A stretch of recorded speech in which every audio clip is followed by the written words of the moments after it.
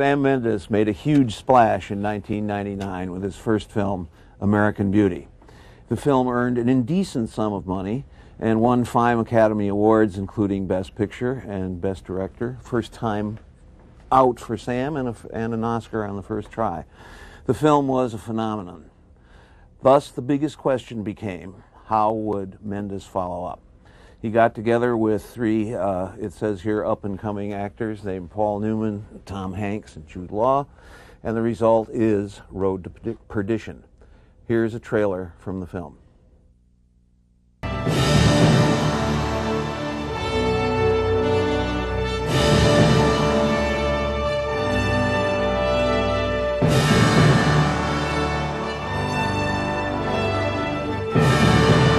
This is the life we chose, the life we lead.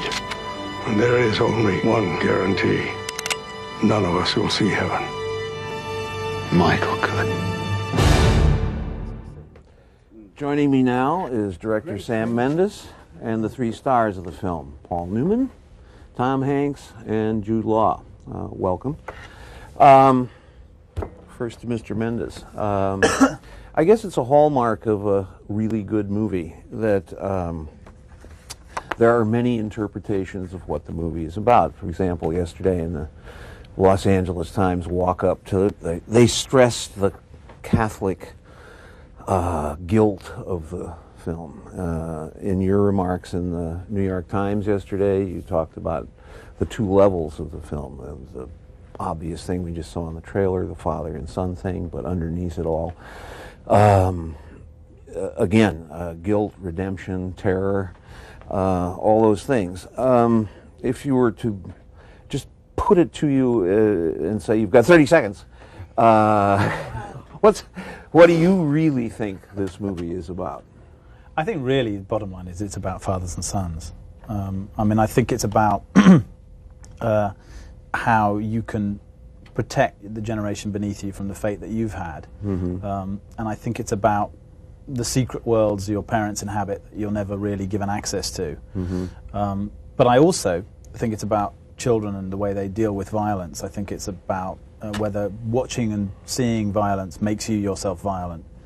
But there's a part of the film that's also a kind of love letter or nostalgic love poem to the gangster movies that I grew up with, and presumably everyone else around this table grew up with as well, which I held in awe as a child. And that goes not only for the obvious gangster movies of the 70s, i.e. The Godfather and Once Upon a Time in America, but also for the gangster movies of the 30s and 40s. The kind of unsentimental simplicity of those stories was something that I also loved about this. So it's all of those things, and as you say, it's a very it has ambivalence in it, which is hopefully something that, well, I hope it has ambivalence in it, and it's something that movies, generally speaking, shy away from, liking as they do in 2 hours simple stories and black and white issues. Well, isn't it one of the things about gangster movies is that basically they don't usually have a lot of backstory. I mean, somehow we meet James Cagney and he's got a machine gun in his hand, and we're off on that ride for, in that case, less than 90 minutes. Wouldn't it be, Tom, that there's something more here than there is to a traditional gangster film? Well, Sam, yes, there is. Sam has some secret agenda that he's not going to come forward with at this table. His secret movie that he made. But I think the reason that many of us were involved with it is because, on one hand, it's a pure genre movie. I mean, there's all the icons, the hats and the guns and the cars and the bootleg whiskey and what have you. But then there's this house that we say our blessing to before we say our blessing before we sit down to the meal. There's beads in his pocket, the rosary beads, and he stops off at the appropriate church. So I think the delicious thing about a thing like this is the you start off sort of with this familiarity of where all these icons are in place, and then you almost then do slide off to the backstory later on in the film. We don't find out about it until 20 minutes in that something happened that made Mr. Rooney my father, and something happened that made him take care of us, and that we have a wonderful life and a wonderful family. It's the first time we've seen it. We even heard about it in the film, because we certainly have yet to see this wonderful home and this wonderful life that he's provided for us. It's actually and yet there is in Mr. Rooney's character, there's a sort of geniality about him when we first meet him. There's a kindness. He's doing little coin tricks with Michael Sullivan's boys. He's a genial fellow, ostensibly, and I find that kind of one of the delights of your performance. Well, I think gangsters generally can be genial. We certainly have seen that with most of the corporate leaders that we've known to come and love in the last 3 or 4 years. There's no reason why he can't be genial. And they've said pretty clearly what the story is about. But to my character was really this, the struggle of loyalty to an adopted son, to a real son, and the torment that goes with that, and that was fun to play around. Well, we have a clip here of Paul and Tom, and I think it illuminates the sort of basic thing we're talking about, which is the father-son relationship. So we can roll that clip and move on from that. Well, you turned out. You can't protect them forever. If it wasn't this, it'd be something else. Natural law. Sons are put on this earth to trouble their fathers.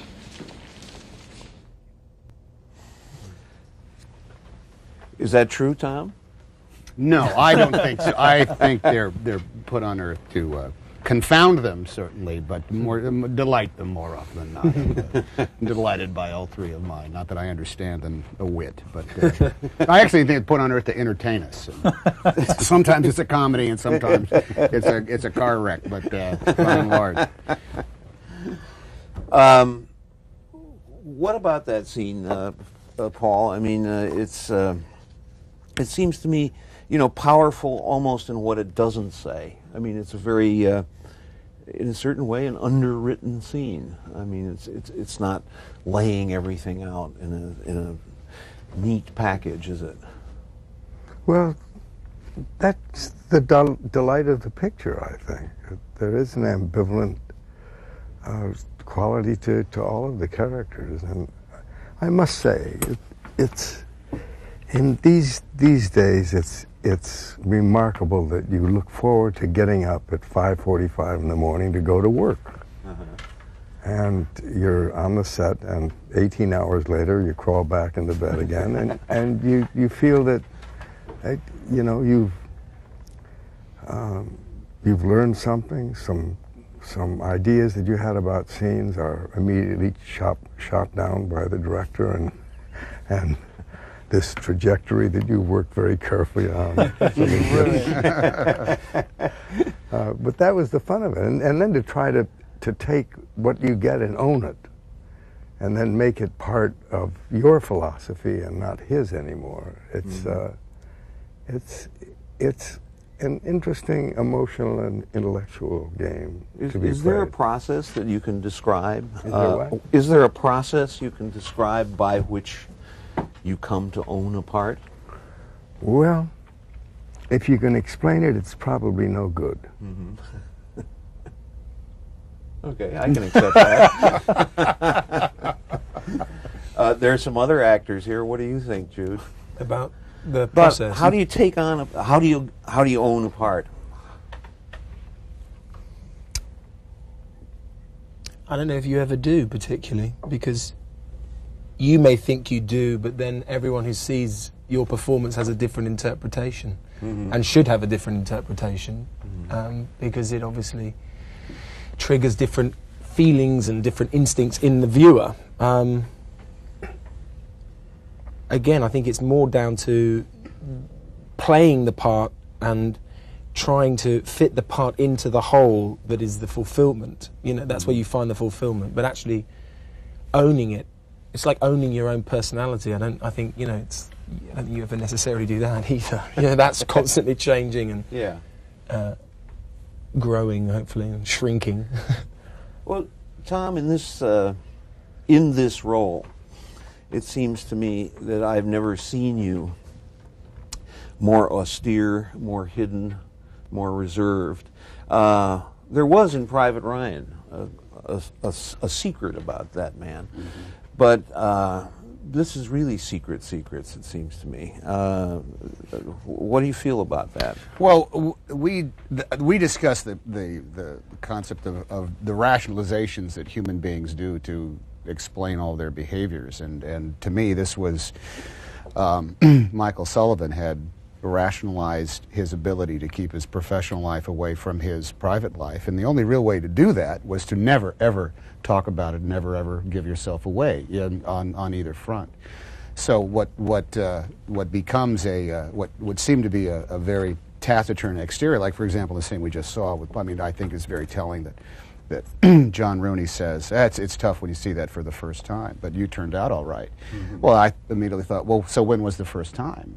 When he was 12? When he was 14? Did he kill somebody? Did I kill somebody when I was 16? Was that the first time I had to do it, or 18?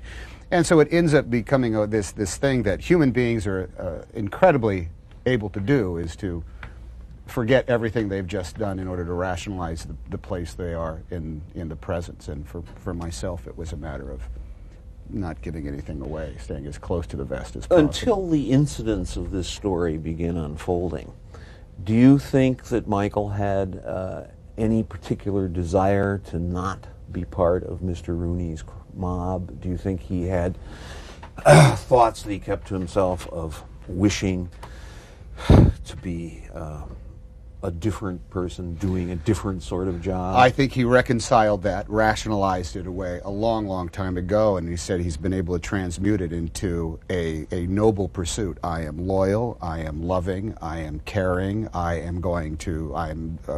obey, I do what I'm told, and I'm so self-disciplined that I'm not going to complain or wish anything else for my life. And above all, of course, he takes care of his little family there in their nice little suburban house. Their house that was built for 8 kids and they only have 2. Yes, exactly. Yeah. I have never actually seen in a movie something that so captures the chill of it in the winter and the largeness of a city like Chicago when you first come to it, all of that. And that strikes me as pretty remarkable, considering that you're English and probably didn't have too much experience of the Middle West until you started. None at all. But I think that's a wonderful thing when you come to somewhere completely fresh, you know, and you are a blank canvas. I mean, I think that there's a huge imaginative leap anyway that you're making when you're taking yourself back to 1930. So whether you're English or American, you're still having to reimagine a universe because things aren't like that anymore. I didn't have to imagine anything about it. Oh, yes. Is that true? Well, one of the things that's characteristic of the Middle West, it seems to me, is that there are lots of places in it that have remained utterly unchanged in the decades since I've left there. I mean, if I go back to the block I lived on, it hasn't changed a bit. The houses are all there, the trees are a little bigger, but that's about it. It's sort of Brigadoon-y in a way. Well, there was an aspect of, I mean, I wanted to try and shoot it on location, partly because the landscape is a character in the movie, and as you say, the vast kind of expanse of flat land under that just blank winter skies and all of that, the bleak poetry, and it's very, very I find it very beautiful. And then I'm also if you don't find, you know, rain and cloud beautiful, then you better not live in England, because I live with that 11 months of the year. But there is something very stirring about it, and you know, I find it I found it really was influential in the kind of seeped into the characters. You know what I mean? It goes in through their skin, and also we shot in freezing cold, and it was easy to imagine ourselves back, you know, 70 years ago. How was the freezing cold out It was there? exactly as our director describes. It was brutally, brutally cold. I mean, the crew, I mean, the magnificent crew. There was one time it was actually snowing, but it was supposed to rain in the movie. It was at the house. We had fake snow on the ground, but the rain was supposed to come and wash it away, but then it started snowing at 3 o'clock in the morning. So you have real snow, fake rain coming down on you. It's 3 o'clock in the morning. It's the middle of February. It's not a real pleasant place to be. One of the things, the aspects of this movie that strikes me, and it is particularly focused on the child, the boy, is that, among other things, it's a journey out of darkness into light. I mean, that is to say, all of the early going of this movie is bleak, it's cold. If it's not snowing, it's raining. It's always, it seems to me, night, or at least, twilight. And then slowly, as the relationship between the father and the son begins to warm, the picture seems to me to begin to warm. I take it that's not accidental? Yeah, I mean, it's very intentional. It moves from winter into spring, certainly. I mean, it arrives at spring very, very late on, and they are travelling from darkness into light, and the last place that they're travelling to, which in the context of the movie is a town called Perdition, which also, in another context, means hell, literally means hell. But the town they're travelling to is a place in their memory, is a mythic place of beauty, and it's on Lake Michigan, and there's a sense of peace, and that kind of that's where they're leading towards. And there's a reason why. I mean, we're not just shot it in the snow because it looks nice. There's a reason why we arrive at the beginning of the movie in a frozen environment. It's emotionally frozen. It's exactly as Tom describes. It's completely set. It's a very still, very frozen house, and the movement of the movie is away from that as the weather thaws, emotions thaw too, without wanting to be too prosaic about it. But it is the case that gradually the humanizing of the central character takes place, and around him the movie allows a certain amount of color. It's a very monochromatic film, and the palette is very limited. And it's not, the flowers don't burst into bloom in the last 10 minutes of the film or anything, but there is a sense of life beginning again, and that's leading again to the last image of the child, and I think that's deliberate, and again that's set from very early in the film, set in motion from very early on. There's a wild card in this movie, and he's a very wild card, and that's the character played by Jude Law. And we have a clip that introduces that character to Tom Hanks's character, and it's a clip, I think, just pregnant with menace. So here is that clip. I should hope not. Always fascinated me, the look of him. You ever seen one? Yeah. Sorry for you. Terrible thing. But it sure makes you feel alive, don't it? Jude, you seem to me in this picture, schematically speaking, to be the force of modernism, anarchy. Everyone else has an explicable motive. Yours is less explicable and much more a thing, as I say, of anarchy, of modernism, of simply having a something you love to do and doing it no matter what the social or moral consequences of that are. Yeah, it's true. It was very interesting what Tom was saying, that no matter how efficient and precise and accurate a mobster Michael is, he has this sort of root and escape in his family that he can hide all of that and be a father and be a husband. And Maguire has none of that. Maguire is out and out a killer, really. I mean, his only cover is perhaps that he enjoys then taking photos of the bodies he's killed. I mean, but that's a kind of twist rather than an excuse.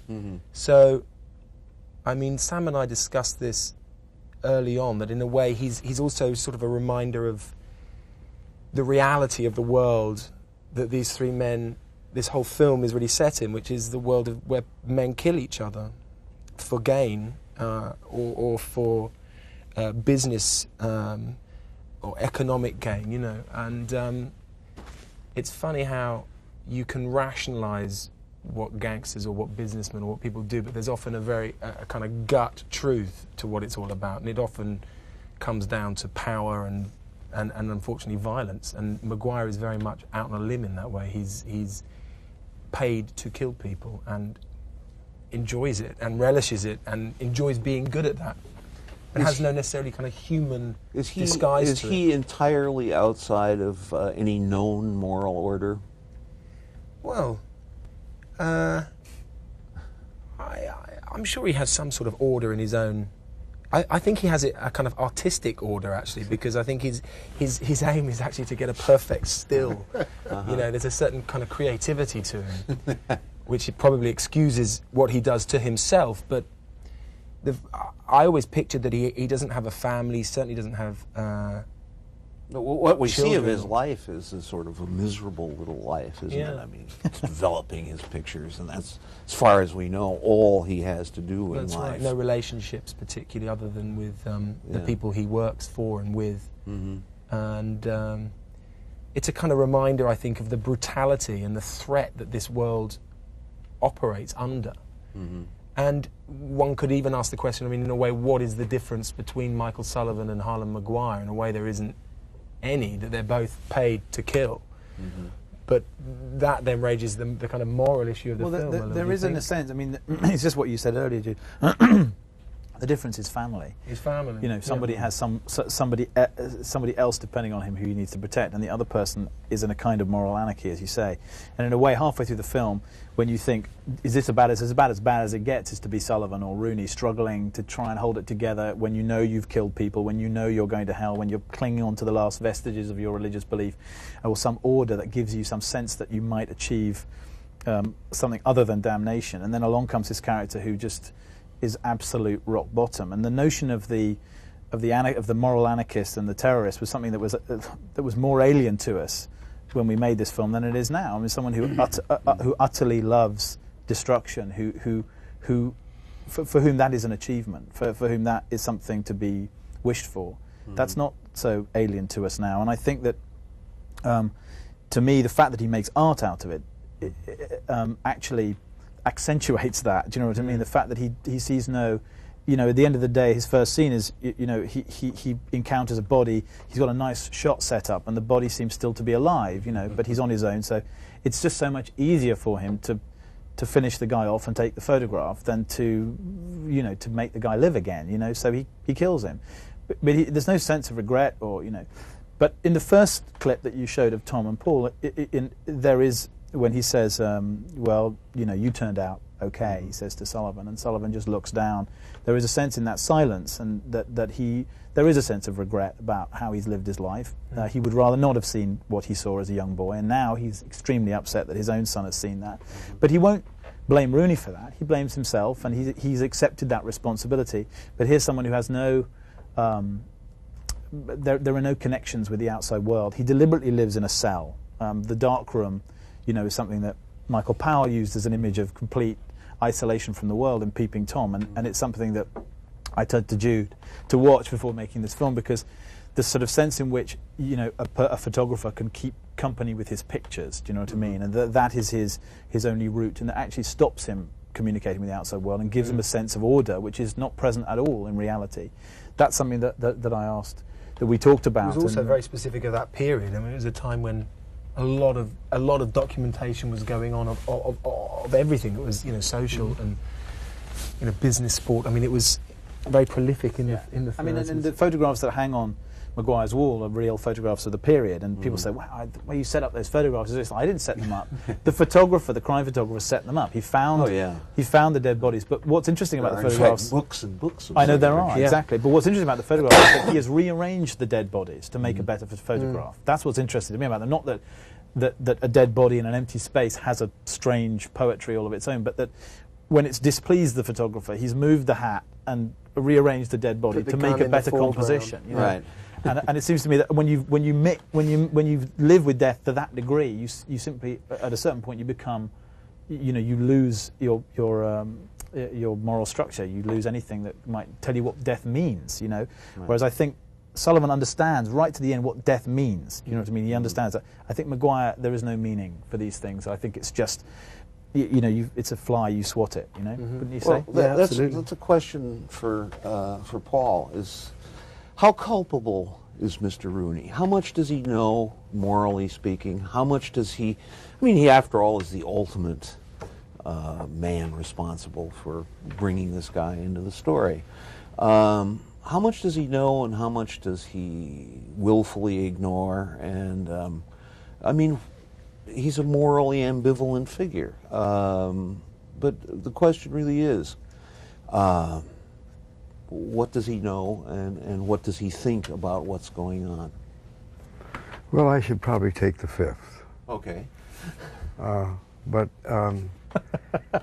it's happening right in front of us. I mean, every single day you see this moral vacuum. It's bankruptcy, and there was a kind of at the core of them is they do all those superficial things that we've come to admire. He's friendly and he has all those external qualities that we admire, but in his core, what he's doing is simply immoral, unethical, and yet people will admire him. Mm-hmm. And if they admire him, then we've made a terrible mistake, because in a way we've made a hero out of these people that we put on the screen and have made 35 feet tall. Well, you seem, this is the second time in this discussion, you keep making this analogy between Mr. Rooney and, I don't know, the head of Enron. Were such analogies in your mind as you were playing this part? Well, I wouldn't claim to be that prescient. But well, there had been corporate crooks before. Well, listen, it's someone who's morally bankrupt, but puts on a very good show, and I think these people really kid themselves. I mean, they really truly believe that what they're doing is pretty much okay. I think they sleep well at night. And you think Mr. Rooney sleeps well at night? Yes, he sleeps like a baby. In your thinking about this part, the other son, the son who commits the murders, and had he always been a plague on you and your house as you thought about him? Was he always the guy that in your mind was invidiously compared to the much nicer Tom Hanks fellow? No, he wasn't. Otherwise, there would be no. I mean, the dichotomy there is that it's not just blood, but there must have been something of consequence and affection between them at one point, and it just soured. So at some point, these two boys were perhaps equal in your mind as growing up as. Otherwise, it would be no contest. And what of you in this? I mean,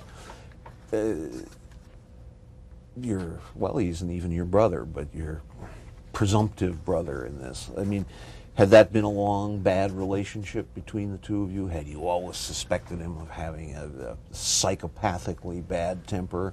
Or was this a big surprise when this incident happens and murder wills out? I don't think he had always had this psychopathic kind of temper but I think at a very early age, 7 or 8, whatever it was, I realized that, you know what, he can fly off the handle every now and again. I think there is a real, even with him, even at the early age, that we were probably, almost the twins. I mean, we were probably more or less. I think it was a little easier for Michael because he's the adopted son in the house, but he gets the same size bedroom. But I think without a question, he said, I need to be careful here. I need to be careful with this guy.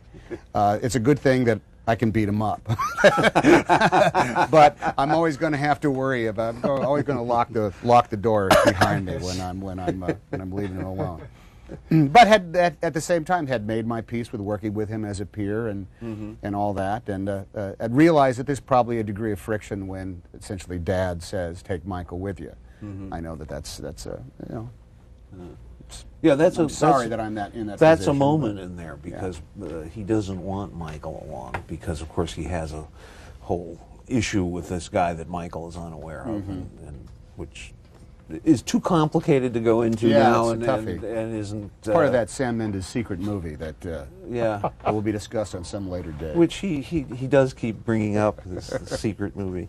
One of the charms of this movie is, of course, as you and the boy move out into the more Middle Western hinterlands and start robbing banks, which again has a complicated plot thing that I think need not go into, except that it brings an almost Bonnie and Clyde-ish touch of humor and good nature to this movie. I mean, and it comes at I think very propitiously. I mean, the movie is moving in in dark and even dismaying directions, and then suddenly we'll see a little hint of this in the clip we're about to play.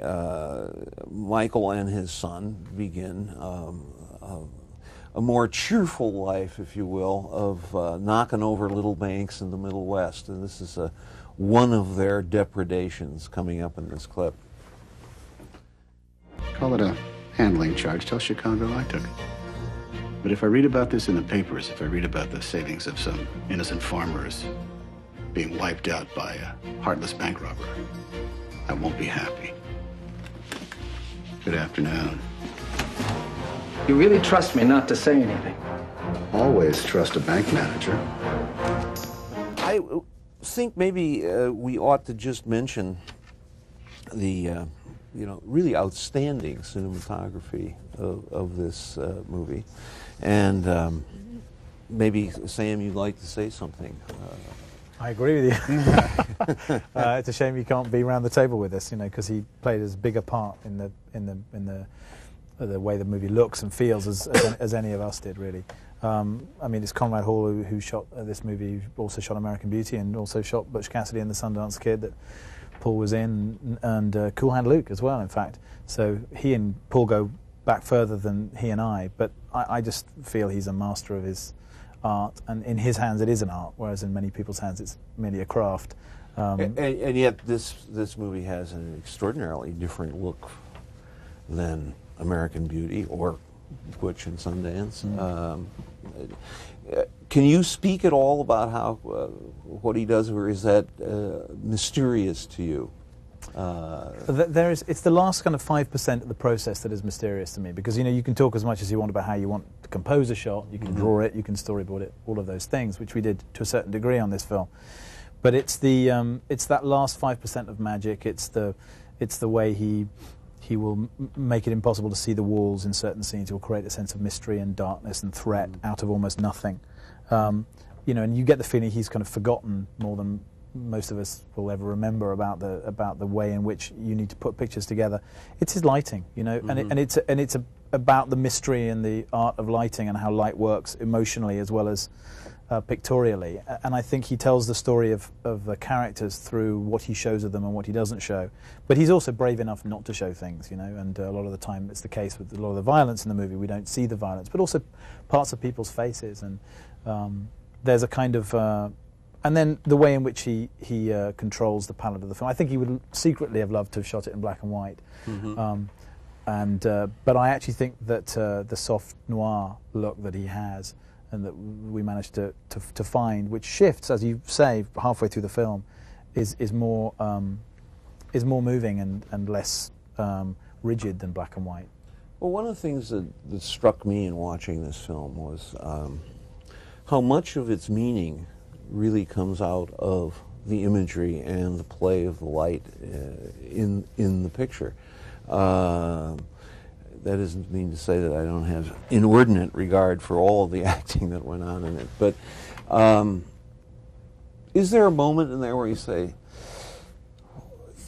Wow, I've got a lot of help going on here. maybe I can just. My first time with him, I'd walk onto the set anytime we're at a new location, anytime we're in a new scene, and thought, well, what did Vandermeer paint today? How gorgeous is it going to be? There's a scene in a farmhouse, and we came, and they're in their tents, all tented in. It's during the day. You walk in. I said, it was so beautiful. I asked Conrad, hey, what's the kerosene lamp budget on this movie? Because this is all lit in this perfectly golden glow. Is all totally natural. I found as an actor that a lot of times in films, the master, the quote-unquote master, is the least important business of the day because you're saving everything up for some other. The director just wants to get some sense of establishment of space and geography, and then you move on.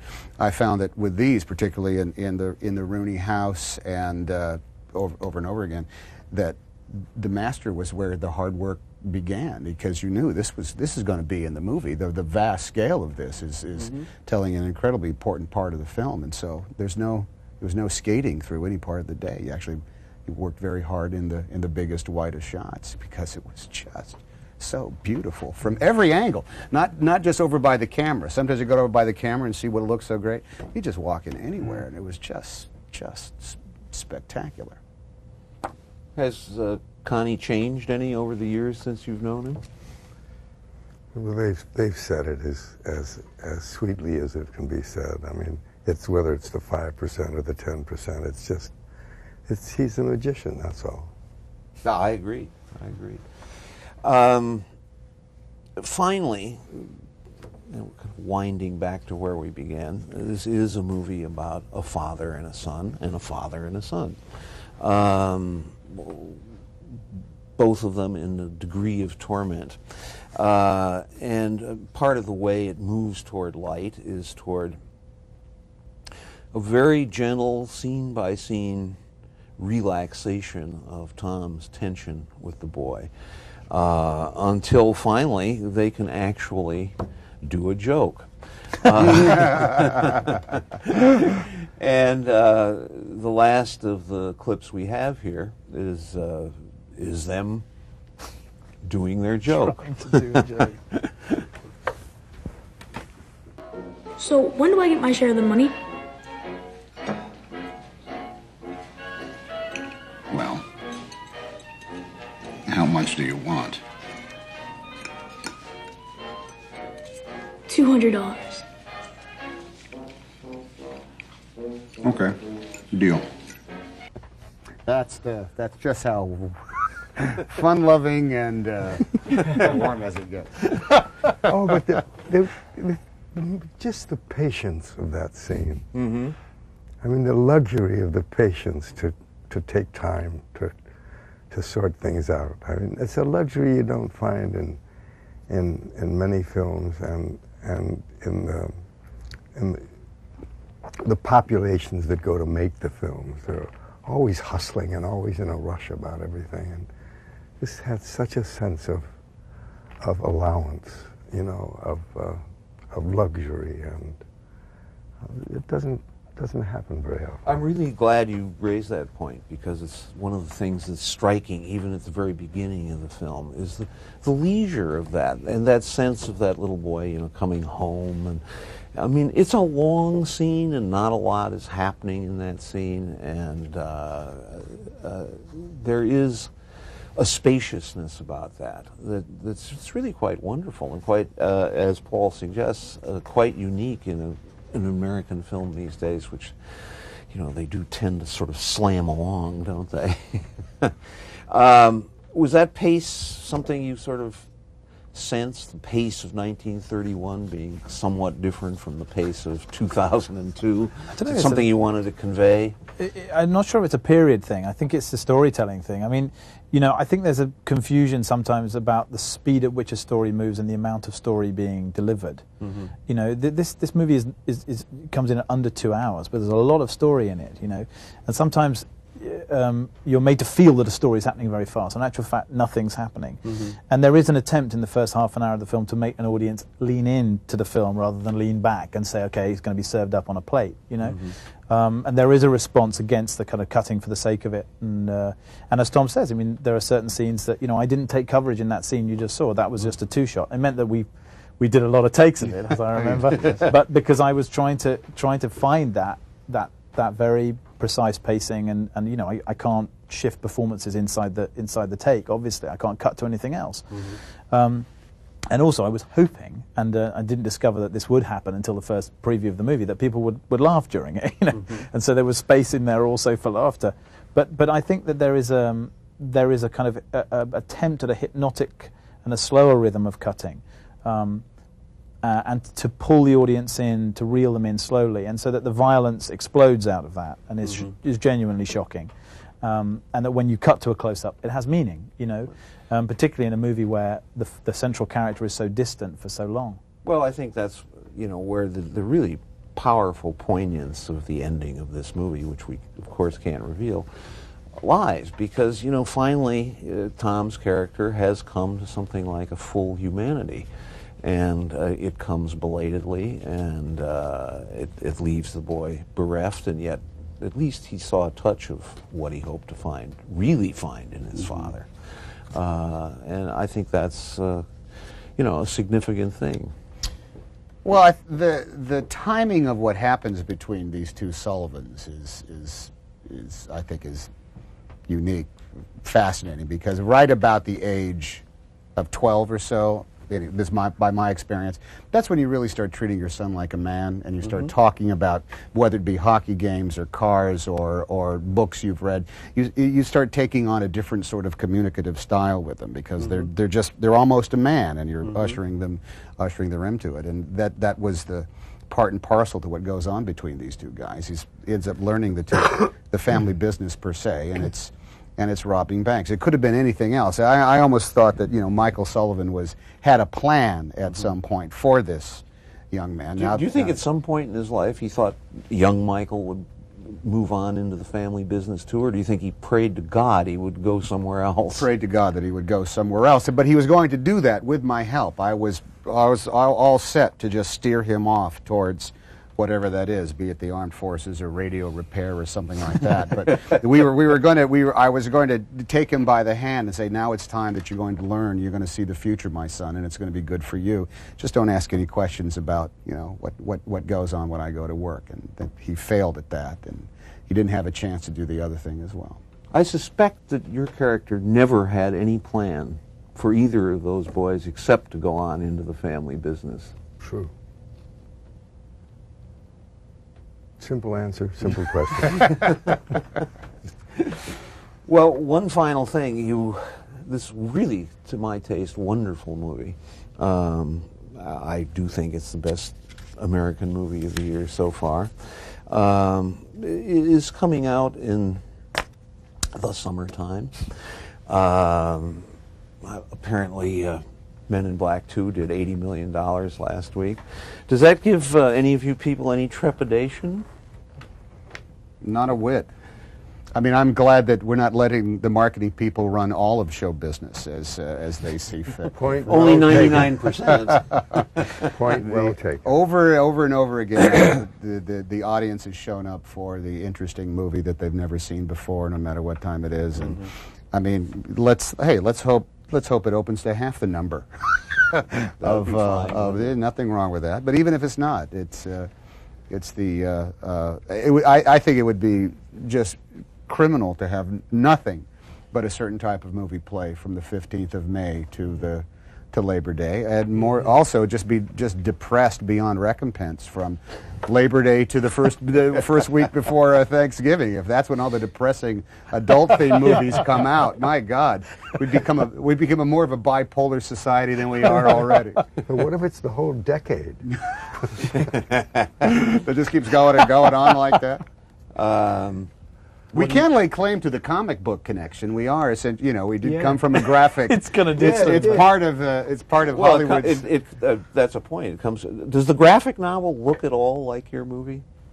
Not really, no. It's fantastically well drawn, but it doesn't have a similar look at all. There's a couple of shots I think that you could kind of point to, but partly because I didn't read the graphic novel. I read the script and I had the images for the movie before I picked up the graphic novel, but it's a wonderful piece of art. But I don't think I have anything to add to what Tom says about the movie opening in the summer. I think it's just, it can only be good, and I think it's very brave, and it's sort of, I take it as a sign of confidence in the movie, maybe wrongly, that they're releasing it in the summer.